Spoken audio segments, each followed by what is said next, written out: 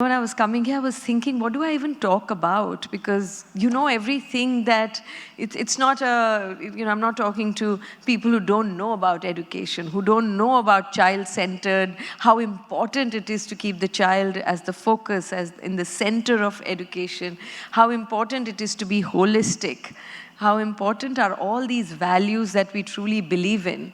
So I'm not going to talk about that, because you know it, and in this conference, if there are any gaps at all, they're going to be, I know, very aptly filled.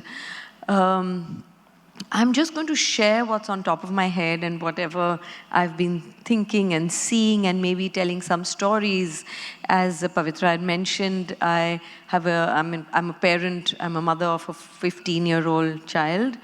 And my little brush with teaching was in Rishi Valley, and I also go to Sahyadri, which is also a J. Krishnamurti school where my son studies now.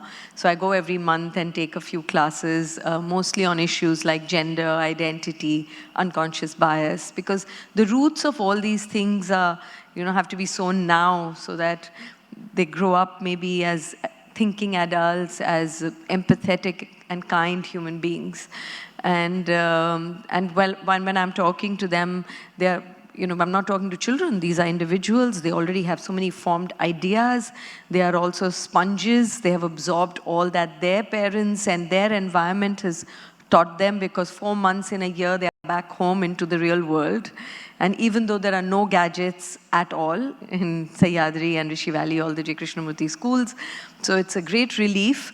But in those 4 months, they are exposed to a lot more, and the school can only do that much. But we know how important schools are. Today, I still remember my teachers. I studied in a school called Sardar Patel in Delhi, which is a wonderful school too.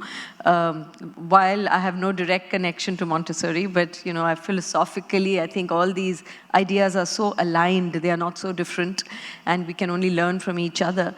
And I know the subjects that he likes, whether it's math and physics and now economics, is because of the teachers we have and had. So the impact is very, very deep.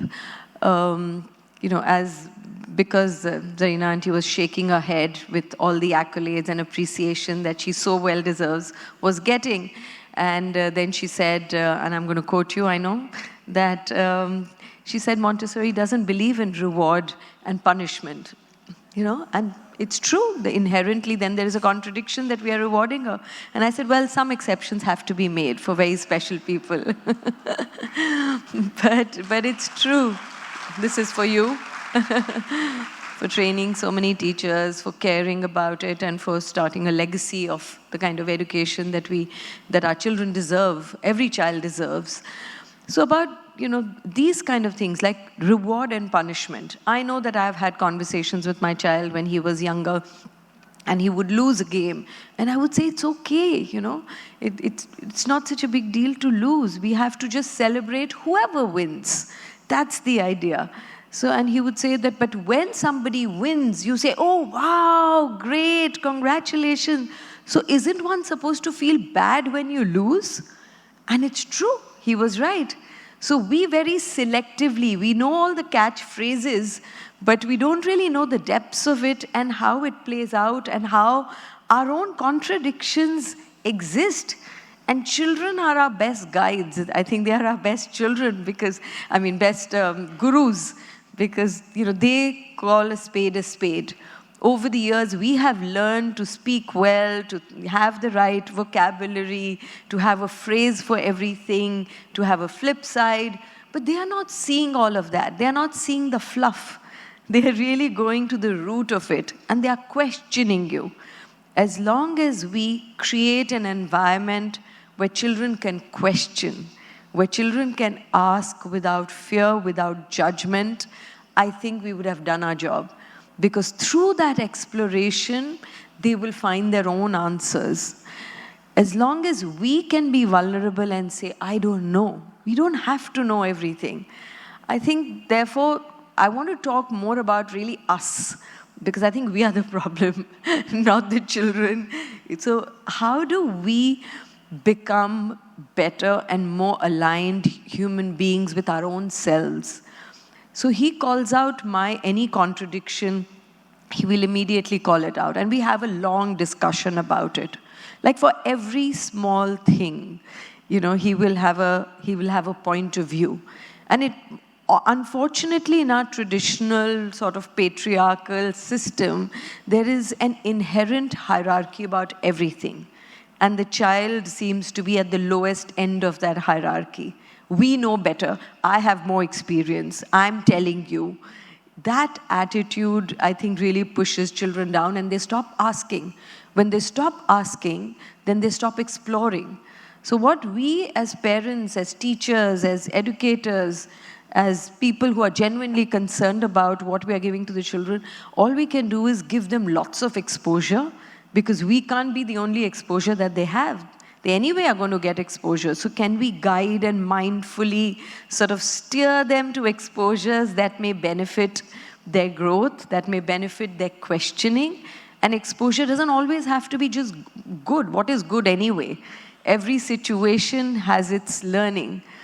And how do we, I mean, I know I have made that mistake, that every time a child falls, metaphorically, because literally you do want to catch them, but metaphorically when they fall, we immediately want to protect. We want to solve everything for them. But we know that the major learnings that we have had in our lives is because of all those falls that we've had, because of all those experiences where we failed or we didn't know, or somebody maybe wasn't nice to us. How did we deal with it? You know, but we want to protect, and I still do that. Everything that I'm telling you are things that I'm grappling as a parent myself. And I think as parents, we are teachers, we are parents, we are doing all of that. And that's why going to Sahyadri every month and, you know, interacting with children, with teachers, is also a learning experience for me, and it sort of feeds into each other. What I learn as a mother, I try and do it with other children. And in fact, somebody was asking me a few days ago that becoming a mother or having a child, has that made you more selfish or selfless? Because it can be both. You can be so focused on your child that beyond a point, nothing else really matters. Or it can bring out the best in you, and you can feel that, my God, my child, I'm so privileged, or my child is so privileged to have this environment, this exposure, you know, the comforts of a home, of clothes, of education, of even greatest privilege is the freedom to think and to question, and my child has it. I think in some ways, I'm sure, I don't know how you feel about it, but I feel like it expands your heart. You want that for every child because you realize the importance of it in their lives. And especially if you are engaged in a system like Montessori, in a pedagogy, in a philosophy, I mean, it's almost a way of life. It's a way of thinking. If you're engaged with that, I'm sure it kind of further expands your heart, and you feel like, you know, what I do, and some of you are mothers, some of you may not be, but have nieces and nephews and attachments to other children. You know, how do we do that? I remember many years ago, Pavitra mentioned this organization called Alaripu. She was my first mentor, a lady called Lakshmi Krishnamurthy. She now is in Bangalore. And after my social work, I was working in a women's organization called Ankur. And it was just so hard. I couldn't deal with the comfort of my home and all the freedom and the, you know, the basti, the slum that I was working in. And it was really emotionally taking a toll. And I thought, oh, I'll join Alaripu because it's all about, oh God, I have only 5 minutes left. Okay, sorry. I'm going to wrap this up. I was going to tell you more stories, but another time.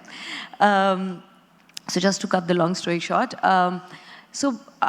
There, we used to train rural school teachers and principals. And we had a very interesting exercise which Lakshmi taught me. At the time in my school, I had learned Tamil. So what I did was on the 4th, 5th day after the workshop had warmed up and we had become friends, and it was far more democratic than they had ever experienced, I started writing in Tamil because I knew the script. And they said, what is this? So I said, आप सबको लिखना होगा ये, मैं आपको आज तमिल सिखाने वाली हूँ. This was in Rajasthan, in a place called Tilonia. And they were like, Tamil? हम क्यों तमिल सीखेंगे? So I said, क्यों? एक नई भाषा है, आप सीखिए. Sorry, I should say it in English. You know, it's a new language, you should learn. And they sort of rolled their eyes, and these were principals from various schools, underprivileged schools, rural schools. and they started writing, and I would go to each of them and say, oh, that's very good. You've done a great job. And to another child, what are you making? You're drawing like a jalebi? This is terrible. You know, I mean, I thought you would do better than this. And because these were from government schools. And, you know, maybe we are more conscious of the fact that when we put down children, or when we are partial to children, what does it do? And the whole dynamics in the room. And these are grown-up adults, you know, all of them were actually older than me because I was 23, 24. So all of them were older and very senior, and they got really upset with me by the end of it. So when I shared with them that this was just a role play, at the time I didn't know I was going to be an actor, but this was just a role play, and that this is how we treat our children. We don't even realize we are all full of unconscious biases and prejudices. We are all full of so many things, the things we say, we don't know what it does to another person. So I just want to leave you with this thought that there is so much work that we all need to do. Of course, we are serving, and I know that's the theme, Saparya, and it's a beautiful thing, and we have such lovely role models like Zarina Auntie, and, you know, but when we become more in sync, when our words and actions are truly in sync, I think that's when the change happens. And also, over the years, we numb them too. They will become like us. They will normalize inequality. They will normalize prejudice. All the things as adults that we have kind of normalized. I know when my child was really small, like maybe 2.5, one day we were very close to the sea and he was looking out of the window. And, you know, he kept staring, and I said, what are you looking at? And he said, Mama, there are people doing potty there, you know, just in the open. And I was like, yeah, it's really sad because where they live, there are no toilets. And he said, but we have 3 toilets. Why can't they come here and, you know, just use our toilet? And it seemed like such an innocent and a valid question. Why do we have 3 and they have none? That's the world we live in. And before he was born, I used to really worry, how am I going to answer all these questions? When a child comes at our car window and knocks, how am I going to, you know, say that? And so how without wasting can we live? Knowing this disparity that is there, that is given, I never want him to turn his face away from a child who knocks on the window. These questions we must answer, but I know that over the years, he also accepts it, this divide, he accepts it as a given. And I think in some way we can't protect them from that, and we shouldn't. And we want them to be disturbed. But if we are not disturbed by, you know, divisive forces, if we are not disturbed, whether in the name of religion, whether it's caste, whether it's class, whether it's your skin color, whether it's, you know, whether you know English or not, I mean, the world now we know where it's going, and this country, there is no dearth of, you know, in ways in which we divide ourselves. So we are giving these children a difficult world, and as long as we can have these conversations, these difficult conversations with them, and at the end of it say, yes, I don't know, maybe I should do better. You know, you help me. I tell him if I'm unkind to anybody, if I say something that's really not in line with what I think, tell me. And he often tells me in front of people. And initially I used to say that, come on, don't say it in front of them. And then I thought, yeah, why not actually? Because I don't want to teach him that you have to behave a certain way in front of others and behind them in a certain way. So I think we have a long way to go ourselves, and, you know, we have a big task. And how do we make these children, when they grow up, that they are empathetic, they are kind, they are thoughtful, they are skeptics also, because today with AI and everything, you know, we don't want them to be blind believers into anything. Children who question, who ask, and, you know, who care. So that's the note I'll leave you with. Thank you.